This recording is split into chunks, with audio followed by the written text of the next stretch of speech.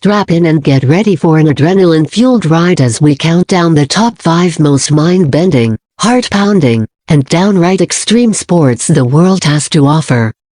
From defying gravity to challenging the elements, these sports take thrill-seeking to a whole new level.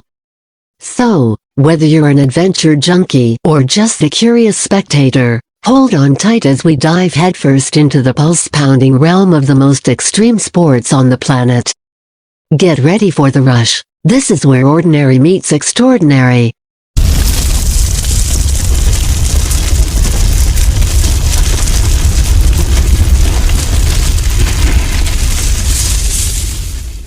One. Parasailing. Parasailing, also known as parascending or parakiting, a fun kiting activity where you're towed by a vehicle, connected to a parachute-like canopy wing called a parasail. The vehicle, be it a car, truck, or boat, drives off, lifting you and the parasail into the air. If the boat is powerful enough, 2 or 3 people can parasail together. Keep in mind, though, that the person in the air has limited control over the parachute. It's more about enjoying the ride than precision like in paragliding. In Cabo San Lucas and worldwide, commercial parasailing operations offer this thrilling experience. The sport has evolved into a competition in Europe, involving towing the parasail to its highest point behind a 4-wheel drive vehicle. The driver then releases the tow line, and the participant aims for accuracy in the descent toward a target area. Originating in the late 1970s, parasailing gained popularity, with international competitions starting in the mid-1980s and continuing annually. Over the years, these competitions have grown in scale and participants, showcasing the enduring appeal of parasailing as an exciting airborne pursuit. 2. Wingsuit flying. Wingsuit flying, also known as wingsuiting, is a skydiving sport that involves using a specially designed jumpsuit, called a wingsuit, to increase the surface area of the diver's body. This added webbed area generates increased lift, enabling gliding flight and extended airtime rather than a traditional free fall. The modern wingsuit, developed in the late 1990s, features fabric membranes between the arms and flanks size, mimicking an airfoil. Additional fabric between the legs serves as a tail for aerial steering.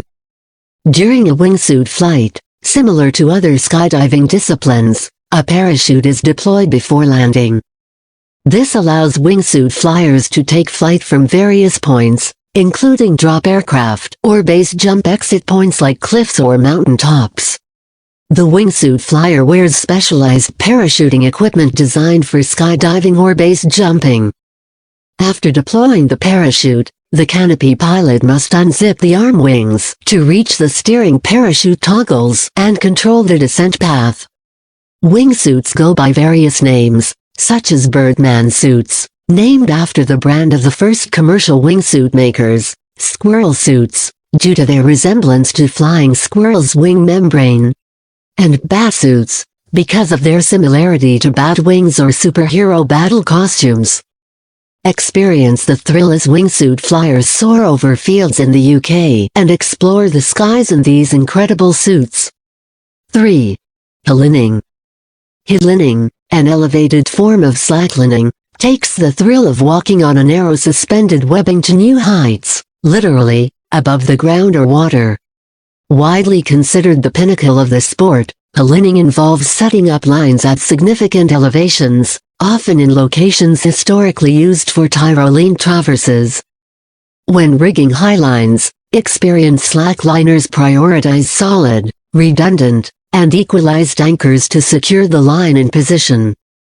Modern highline rigging typically includes a main line of webbing, backup webbing, and either climbing rope or ultra-high molecular weight polyethylene rope for redundancy. Some highlines, especially those with low tension or high-quality webbing, may use only a main line and backup. Rigging areas that might contact abrasive surfaces is often padded for added safety. To ensure safety, most highliners wear a climbing harness or swami belt with a leash attached to the slackline itself. While most highliners prioritize safety with attached leashes, some opt for leashless, or free solo, slacklining, a term borrowed from rock climbing. This style, where the slackliner is untethered, has been explored by notable proponents like Dean Potter and Andy Lewis. 4. Volcano boarding. Volcano boarding, also known as volcano surfing, is an adrenaline-fueled sport carried out on the slopes of active or inactive volcanoes. Cerro Negro near Leon in western Nicaragua is a hotspot for this thrilling activity. Participants hike up the volcano and then slide down, either sitting or standing, on a narrow plywood or metal board. While exhilarating, volcano boarding comes with potential dangers, such as falling on rough volcanic ash, exposure to poisonous gases, the risk of histoplasmosis, a caver's disease, or even the possibility of being hit by flying molten lava. To mitigate these risks, participants often wear protective gear, including jumpsuits and goggles. Cerro Negro, despite being active with its last eruption in 1999, is considered relatively safer than Mount Yasser in Vanuatu, where volcanic eruptions occur daily. Volcano boarding finds similarities with sandboarding, a sport established in the 1970s and 1980s, notably popularized in Namibia and California. Zoltan Istvan, an adventurer and journalist, claims credit for inventing volcano boarding on Mount Yasser in Vanuatu in 2002, though he initially visited the volcano in 1995. Istvan distinguishes between two forms of volcano boarding, one on active volcanoes with immediate dangers, and the other on inactive ones, similar to sandboarding. Hawaii has its version of this thrilling activity known as Hihalua or lava sledding, reflecting the ancient roots of such volcanic sports. 5. Freediving.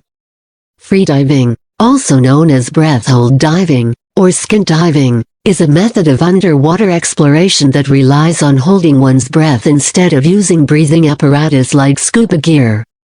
Freediving involves breath-holding limitations, and exposure to water immersion and increased ambient pressure imposes physiological effects that influence the achievable depths and durations in this form of diving. Activities associated with freediving include traditional fishing techniques, both competitive and non-competitive freediving, spearfishing, both competitive and non-competitive, freediving photography, synchronized swimming, underwater football, underwater rugby, underwater hockey, underwater target shooting, and snorkeling. Competitive apnea disciplines exist, where participants aim for impressive depths, times, or distances on a single breath. It's worth noting that historically, the term free diving was also used to describe scuba diving, emphasizing the freedom of movement compared to surface-supplied diving. As we wrap up this wild journey through the world's most extreme sports, I hope you've enjoyed the heart-stopping action and jaw-dropping feats that push the boundaries of human daring. If you're feeling the rush, don't forget to hit the like button, subscribe for more adrenaline-pumping content, and ring the notification bell to stay updated on our next thrill-seeking adventure. Share your thoughts in the comments below. Which extreme sport would you dare to try?